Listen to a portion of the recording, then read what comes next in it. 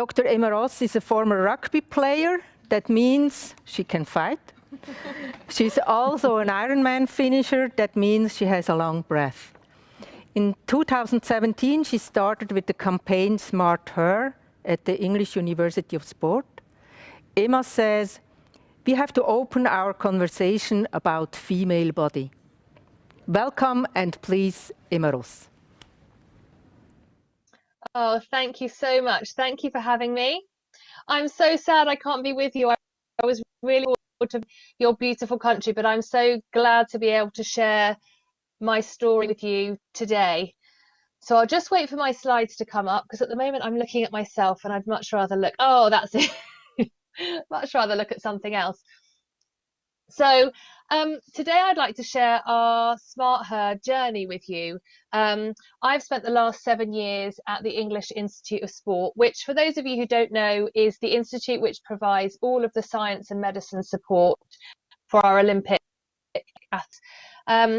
And just after Rio, I have been working on developing and leading our campaign to optimise our support of female athlete health, well-being and performance, which we've called Smart Her, because we believe that everyone needs to be smarter about how we understand and support female athlete health, well-being and performance. And it's so lovely to see Smart Her in your logo up on the slides there, because it really is important for us all to become smarter.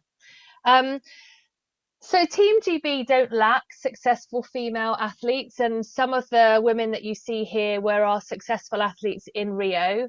And we've enjoyed some really successful female athlete performances, whether in teams or individual sports. But after Rio, when we were looking at our data, we found that in Team GB, our female athletes contribute about 35% of our whole medal tally. And this was in the Olympics, not the Paralympics. And we contrasted that to other countries, really successful Olympic countries.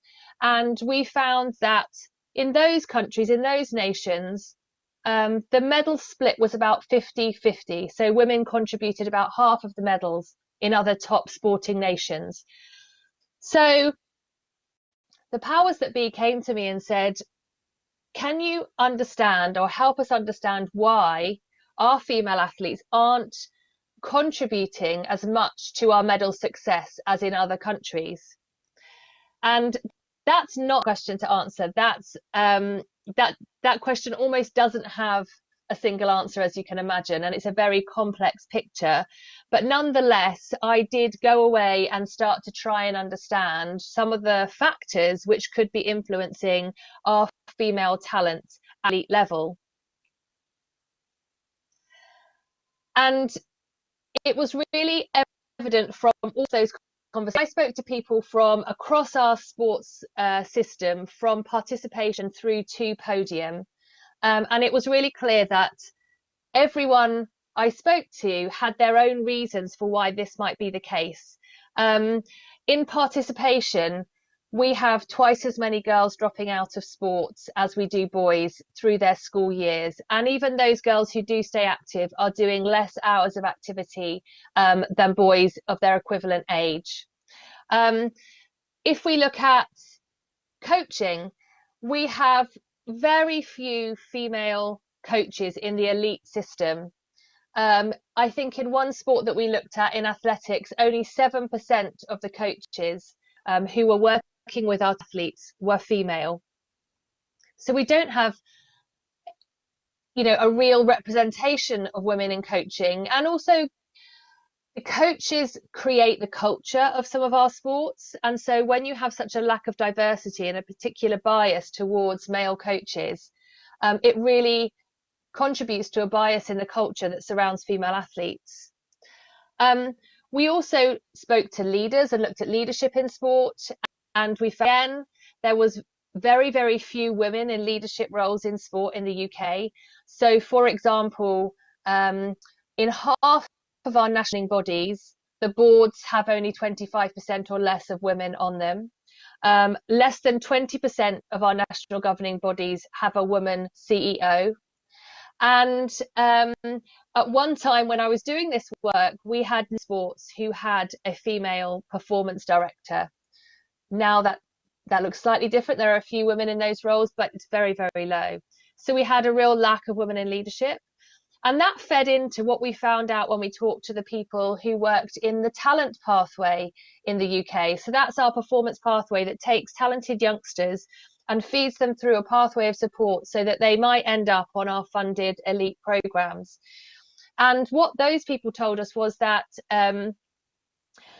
when we recognise that young athletes are talented and we like to fully fund you to train full-time, 90% of the females would choose to train part-time and study part-time instead of taking the offer to train full-time, compared to 28% of the males. And what we heard from talking to people in that system was that women or those young girls with talent can't see any role models beyond their athletic career. They cannot see a career for themselves in sport, in coaching, in leadership, when they finish being an athlete. And as such, they feel the need to also study or train alongside being a professional athlete. Now, what that means is you've got the majority of girls who are training less than their equivalent aged male counterparts on their route to being elites, because they've chosen to also equip themselves with the skills they need for a further career, because they can't see a career past their athletic one in sport. So this was all fascinating and really contributed to, you know, the reasons why we thought that the top of our pyramid wasn't producing as much success as we would hope or in At the EIS, we are really interested in the science and medical support of elite sport. And so all of those things were really fascinating, but we couldn't do much about them. We have organisations in the UK which are responsible for improving participation, for developing female coaches, and for accelerating talent through the pathway. But our remit is science and medicine. But when I spoke to all of the practitioners, the coaches, and the athletes, I also saw a gender gap in science and medicine support of female athletes. So I went and spoke to people who had worked with our most successful athletes, whether that be teams who had won World Cups or athletes who had won Olympic medals. And I asked them, is there anything you do that's specific to your athlete being female, as well as being an athlete? How you support her, how you treat her, if you're a nutritionist, what you're prescribing her to eat. And universally, the answer was no. I am a successful practitioner or coach, and my background might have been with men or women, and I am treating this person as an athlete, and almost regardless of the fact that they might be male or female. I'm doing what has worked in men, and I'm translating that to this athlete who is female, and it's still working. So I'm fine, thank you. And I respected that. I said, well, maybe we don't need to do anything different with female athletes. Maybe if it's working, then we can treat athletes as small and carry on. And maybe this isn't one of the reasons that's contributing to our lower percentage of medals from women. But I'm a physiologist by heart, and I've studied human physiology for a long time. And it did not sit well with me that the physiology and the anatomy and the biomechanics and even the psychology of women is so different to men. And particularly the biology, which influences all of the other bodily systems and psychosystems in a woman, is so different, particularly related to the sex hormones, which fluctuate predictably and repeatedly across the menstrual cycle. And it didn't sit well with me that none of that would influence how an athlete trains, how they recover, how they eat, how they thrive in terms of holistically their well-being. I didn't believe it. I didn't believe we could just treat men and women the same.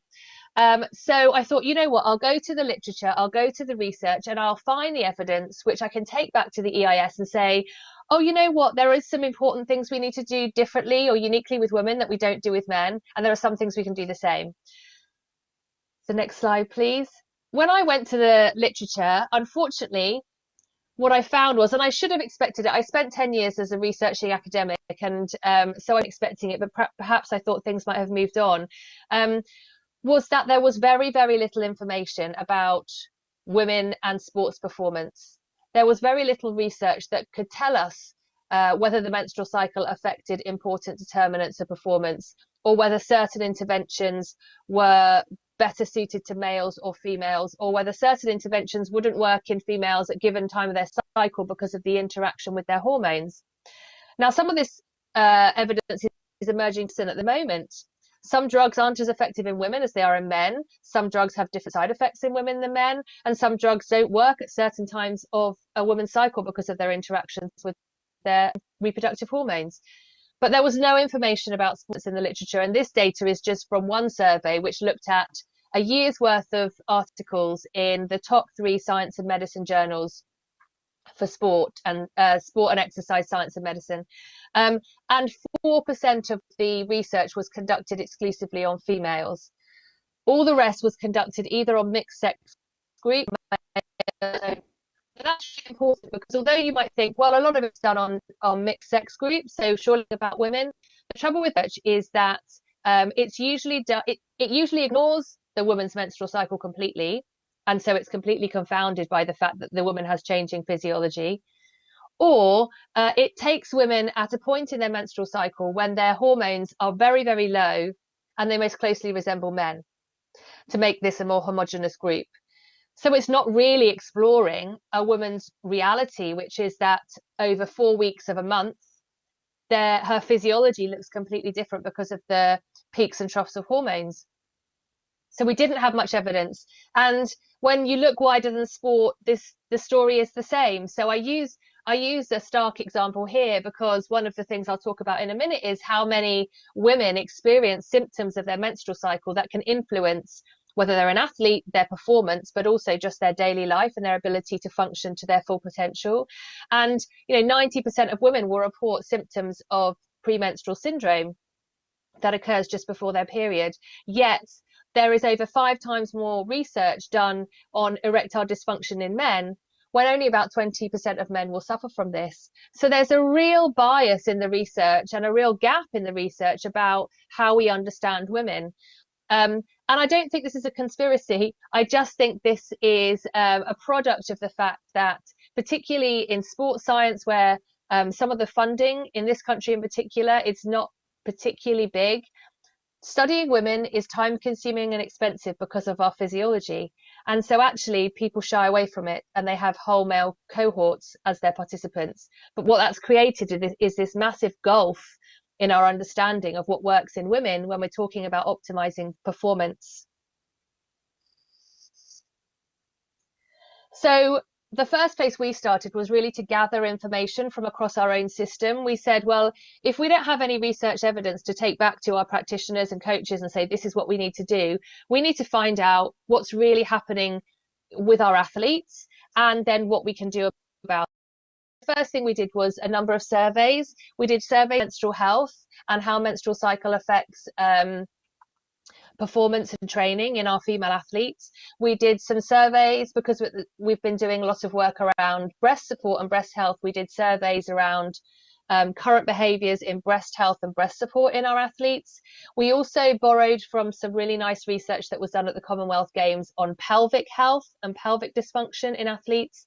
And finally, we used data from a survey that was done by Strava very recently, which didn't use elite athletes, but used female athletes that use their platform, we described as high volume training athletes. And we compiled this data to really map out what we needed to do as an institute and as a nation to better support our female athletes. It gave us the insight we needed to start. And I'm going to run you through things we found from that survey because I think they're interesting and they're probably not unique to the UK. So firstly, when we asked about menstrual cycle, we found that the majority of our athletes said that their menstrual cycle affected their performance. Now, we didn't ask them whether it affected it negatively or positively, but all of the data that we got back was regarding negative effects on their training and performance. I'll talk a bit in a minute about how we probably need to reframe our perception of the menstrual cycle. But athletes were being affected by their cycle, and over 80% of them said they'd never really been educated on why that was happening or what that meant. So what effects does your menstrual cycle have on you as an individual? And that didn't surprise me. The education in this country is pretty bad when it comes to high school and teaching our preteens and teenagers about their bodies. They do get taught the basic biology and their anatomy and what that means in terms of sexual health and pregnancy, but they don't get taught about how the cycle can really influence your physical and emotional experience of the world as a woman. And that's kind of really important, particularly through your early kind of years as a young woman, and then through midlife. So important to really understand the biology of the cycle. So that was one thing. The women were being affected by their cycle, but they didn't really know why and what to do about it. We also asked them about their menstrual cycle health. So we found out that we could really split our athletes into thirds. 1/3 were probably having a normal, healthy cycle. 1/3 were either having less frequent, irregular, or completely absent periods. And I think you're talking about relative energy deficiency in sport, RED-S, during your day-to-day. But I just have to take this opportunity to say that we still have a big problem with periods going missing, periods getting lost in sportswomen, and it not being addressed. And that partly goes back to the education, that partly goes back to young athletes not knowing that it's a problem for them in the short term and in long-term health to not have periods. But also it's an education of those around them, particularly in young athletes where some of their coaches and supporters will be volunteers and perhaps had less development in coaching and sports education. We need to find better ways of identifying those athletes who are missing periods for 3 months or more, because I've met too many young women who now have osteoporosis because they either had primary amenorrhea, which is where their periods didn't start at all in their teenage years because they were doing lots of training and not fueling efficiently, or they have secondary amenorrhea where they started their periods, but as their training increased as a successful athlete, they lost their periods, but they didn't do anything about it, and now their bone density is the equivalent of someone who's postmenopausal, and it's really sad that those women suffer health consequences. So we really need to be better at supporting and educating around absent periods. We also found that 30% of our athletes had heavy periods, which was a surprise to us because we kind of expected the bit about losing your periods as a result of doing lots of training and underfueling. But heavy periods was not something that was being reported a lot by our athletes. Heavy periods is quite subjective. There is a clinical definition, but actually if you're changing your period products every couple of hours, then it probably indicates that you're having heavy menstrual bleeding. And in athletes, this puts them at greater risk of anemia, which is not great for performance, not great for recovery. But it also means that these athletes have the anxiety and anguish of managing periods where they need to change their products more frequently. And, you know, I used to work a lot with sailing, where sailors would go out on the water for hours on end, obviously without a bathroom to be able to go and change their products. And, you know, how are we supporting those athletes, and how are we opening up the conversations to allow them to remove the anxiety they might have when they're meant to be thinking about developing skill on a boat, but they're thinking about leaking? That's not really the ideal situation for peak performance. As I said, we've also done a lot of work around breast support, and I work with a really fantastic breast biomechanics research group at the University of Portsmouth. And we did a survey when we started doing work in this area. We found that 50% of our athletes were experiencing breast pain whilst exercising, and for 71% of those women, it was related to the menstrual cycle. And breast soreness is one of the most common premenstrual symptoms that we recognise, not just in sport, but more widely. Working with the breast health research group, we know that in most of these women, up to about 90%, breast pain can be completely removed or certainly relieved by a really excellent fitting sports bra. And when I started the project to try and get all of our athletes a brilliant sports bra and fit correctly, I did wonder, by luck or judgment, these women who wear sports bras every day would have got it right. But it turned out they haven't, and lots of them had real challenges with their current sports bras. We compiled that information, and we actually worked with a designer from a lingerie company to design a sports bra based on the challenges that our athletes were facing with their current garments. And then the project was designed that we would then go out and individually fit every athlete to ensure that they were in the right type of bra and the right fit bra. I can't really say right size bra because sizes can vary across different products, as they do with all clothes, but to get the fit absolutely brilliant. And the reason we got funding and we were able to put a lot of energy into this project was because the research group gave us loads of evidence that sports bras fitting well is not just important for breast health, but it's also important for performance. So we have evidence from the research that movement economy can be altered if you have a poor fitting sports bra. Your muscles will activate differently to counteract any type of breast movement, and those extra active muscles are going to be using more energy. We know that poorly fitting sports bras can affect breathing mechanics.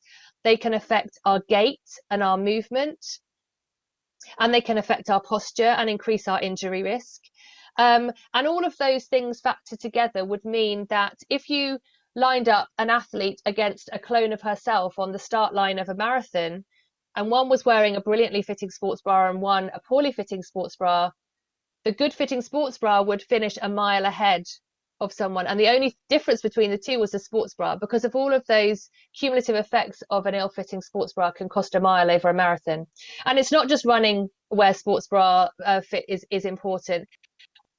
We've worked from climbing, where you think there's not a lot of high intensity impact, but all of any sport that has a torso movement will require really good fitting sports bra. We also looked at research from professors who look at pelvic health, and they reported in a Commonwealth athletes, 40% of the athletes reported they experienced stress incontinence during training or performance. Now, stress incontinence happens because the pelvic floor muscle fails, and when you're trying to do high impact work, for example, jumping, bounding, skipping, changing direction, your pelvic floor is there to keep urine in, but if it fails, urine can leak out. One of the most interesting things for us was that when we went out to our doctors, our sports doctors, and said, wow, how much stress incontinence are you treating in young athletes? They said none. It's not being reported to us by the athletes, and therefore we're not treating it. Now, we know that how athletes experience pelvic floor dysfunction is usually different from how, let's say, postnatal women are experiencing dysfunction after pregnancy.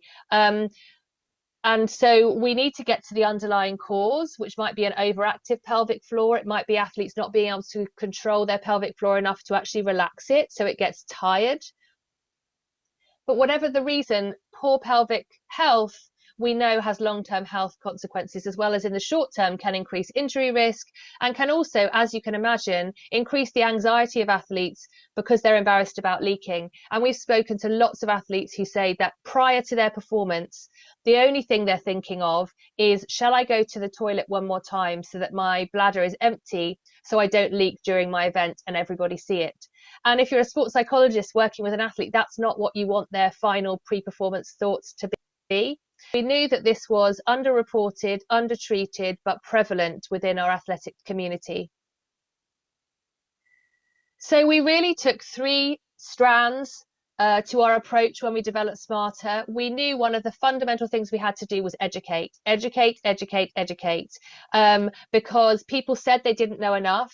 One of the barriers that particularly male coaches and support practitioners said that was the barrier to them having open conversations with their female athlete was their lack of confidence in what they understood about these female specific factors. They didn't know what words to use. They weren't confident in their knowledge. So they were really crying out for education. The women were crying out for education about their body because they'd never been given it before. So education was the first kind of pillar we put in place. We also knew that we had to be innovative in this space. One of the good examples I mentioned, developing a bra that was designed by our athletes and going out and finding someone who would help us make that bra. Another example of our innovation has been We know we need better insight into menstrual health, but we can't do that until we can really get a good insight into the hormones which underpin menstrual health that fluctuate the cycle. And to do that, we need an easier way of testing them than a venous blood sample that gets sent off to the lab and is expensive and time consuming. So we're trying to innovate around hormone monitoring at the moment, which is really exciting. And we also knew that we had to fill that gap of research. We had to collaborate with our nation and some of the more global experts in this space. And we could tell them what we needed to know and influence their research direction, but also listen to them and see what they were finding from their own research.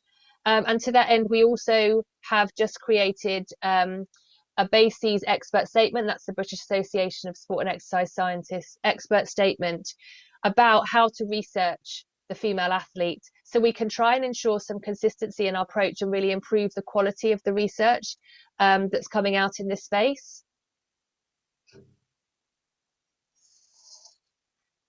So the education that we delivered in the first year was really a national roadshow to all of the coaches, athletes, performance directors, practitioners, so nutritionists, psychologists, S&C coaches, all of the people who supported female athletes and the female athletes themselves. We wanted to educate them in what we called the female athlete fundamentals. And myself and a doctor who specializes in female athlete health, another physiologist, an academic, some researchers, we took them all on the road and talked to athletes about their menstrual cycle, about how that affects not only them physically, but emotionally. We talked to everyone about breast health and breast support. We talked about using hormonal contraception and that how that affects us as sportswomen. We talked about things like RED-S and injury prevalence in females. So we talked about everything that we felt wasn't being talked about, and we gave people permission to just explore these topics in whatever detail they wanted. And I have to say the conversations were really, really rich. Everyone who came, and we went around all of our high performance centres in the UK. So we delivered this stuff a number of times. We delivered it to coaches and athletes separately. We wanted to give them a space to ask questions and not feel embarrassed or judged by the other party saying, oh, don't you know that? Or I didn't know that was what you felt. And then we encourage sports to bring those groups back together and then have further conversations. We found people were really open to exploring these topics because they hadn't had an opportunity to before. And I had young male saying, I know my athlete's menstrual cycle really affects her. She's a young athlete. She's just started her periods. Her cycle is really affecting her psychologically and physically, but I don't know how to talk to her. I don't even know how to start the conversation. So we were really able to coach the coaches and coach the athletes into how to have better conversations, and also speaking to the PDs, the performance directors, and the people who ran the sports to say, have a look at your culture. We need to make sure that your culture is good and allowing people open and honest and have these conversations. And ultimately what we wanted to do was reframe some of these female specific factors. So we were really conscious that if we had gone into sports where women have worked so hard for many, many decades to reach some kind of equality in terms of pay, access to training facilities, access to good coaching, media coverage, if they're so hard and then we went in and said, oh, come on, lady, I'd like to talk to you about some women's things, they would have backed away and said, no, it's okay, I'm fine. What was reframe this entire thing as can I talk to you about some untapped opportunities that we think we found for you as a performer, for your health and well-being and performance? And we had a really positive reframe of all of our conversations. Even when we're talking about the menstrual cycle, we don't go in and talk about, oh, tell me about your premenstrual time and what challenges it brings you. We first talk about some of the amazing effects that the hormones of the menstrual cycle can give you as a performer, and allow women to tap into that and allow coaches to recognize that happens before we start saying, and also we'd like to equip you with strategies to manage some of the more challenging times of your cycle. We also had to make sure that the environment and the cultures in the sport working with was ready. So it's all very well creating new research and innovating in this space and educating everyone. But if ultimately the space in the sport isn't created where people are happy to talk about this, people get over their discomfort, and people are willing to bring up these topics because they know why it's important, not just for the sake of talking about them, but they understand the why. If we don't create a culture where that exists, then all of the research and innovation is completely useless. It's completely impotent because it lands on what I would call unfertile ground, and people close up and they put up barriers and they will not explore things like the menstrual cycle, breast support, pelvic health as really important parts of the performance jigsaw, because it's embarrassing and because it's uncomfortable and because people have continually said that it's a taboo. I think we do a disservice to saying it's a taboo, because the more people read that talking about periods is taboo, the more they believe it is. I think we have to stop saying that and have to start embracing the fact that if we're going to really build up an athlete's performance brick by brick, some important bricks are things that we haven't talked about enough in the past. So it's really important that the culture and the environment of the sport is right. And that's absolutely down even to the built environment and the facilities that are provided. Do the females have their own toilets, which have sanitary bins in, which have period products in? Because if you've got an athlete who's suddenly very anxious because she started her period in the middle of training when she wasn't expecting it, and now doesn't know where to find a period product and doesn't have anywhere to dispose of them in a toilet which was designed for men but has sort of been adapted for women, all of that doesn't say a culture that encourages and empathizes with women and wants to make them the best version of themselves. So through the Smile, we've really had to shine a spotlight on some female specific factors, and some people, as I say, have been uncomfortable with that. Even the girls themselves, Emma, why are you talking about periods all the time? Why do you come in here and have to talk about our bras? And I really hope that I don't have to do this forever, because like anything, I hope that we can educate people enough, we can create enough new information and new understanding through research, and it can land in an environment where people are receptive to it. And then it just becomes part of how we support our female athletes. It's not a big thing, it's just a part of how we do it, how we do it really well. And Einstein says intuition does not come to an unprepared mind. And I think at the moment we're preparing everyone's minds. We're giving them all of the tools they need, the education, the information, the research, to make this stuff an intuitive part of how we support every individual athlete, and in particular every individual female athlete.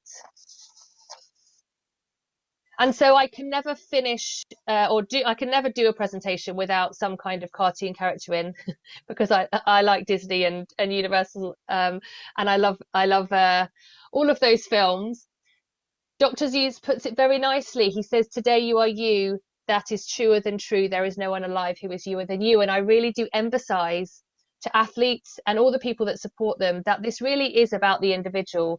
When we do our education sessions, we get into the detail of how some of the hormones of the menstrual cycle, for example, can influence metabolism or adaptation to training or illness or injury. And those athletes and coaches come away and say, "Okay, Emma, what's the recipe? What should I do when? Shall I do these sessions here or those sessions there? Should I eat this here? Should I eat that there?"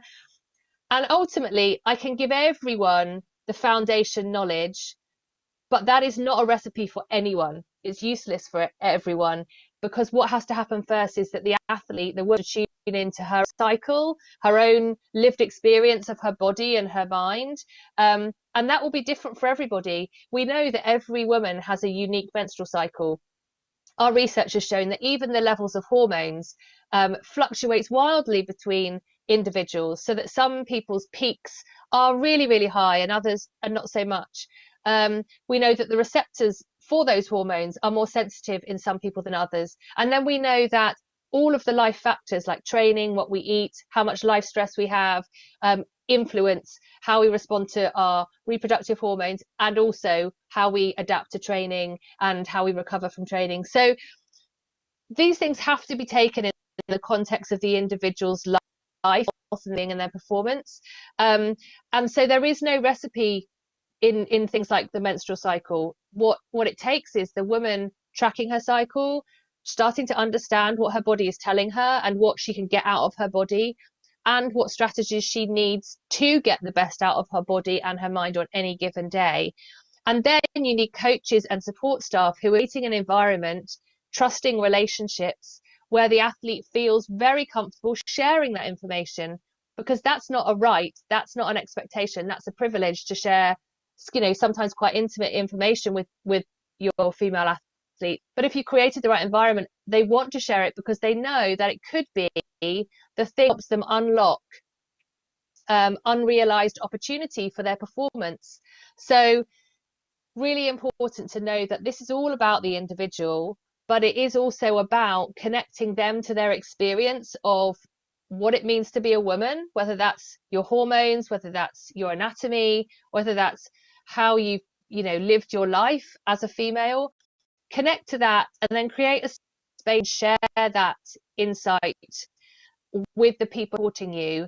And we think that is really kind of a revolutionary approach to having really rich conversations about ultimately peak performance.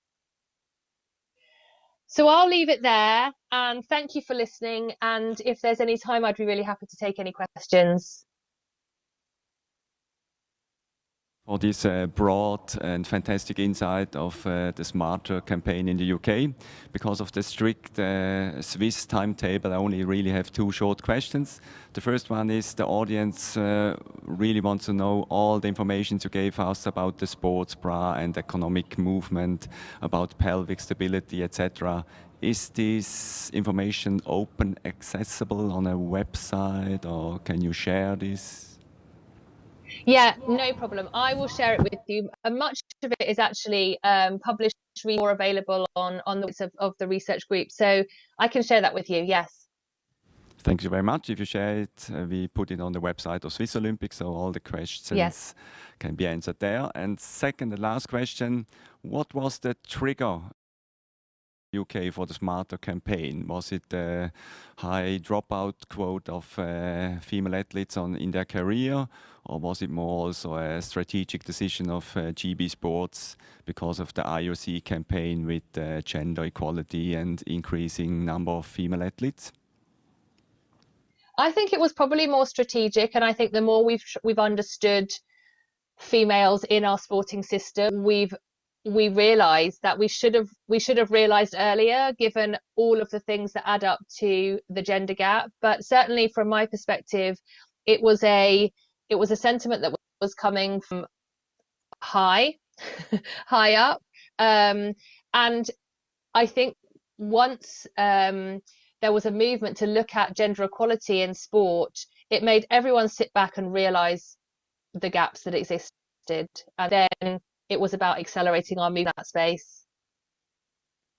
Thank you very much. We continue with the program here in Switzerland, and I hope we can push the working group here in Switzerland about female and high elite sports with the same energy and you do in the UK. Thank you very much again.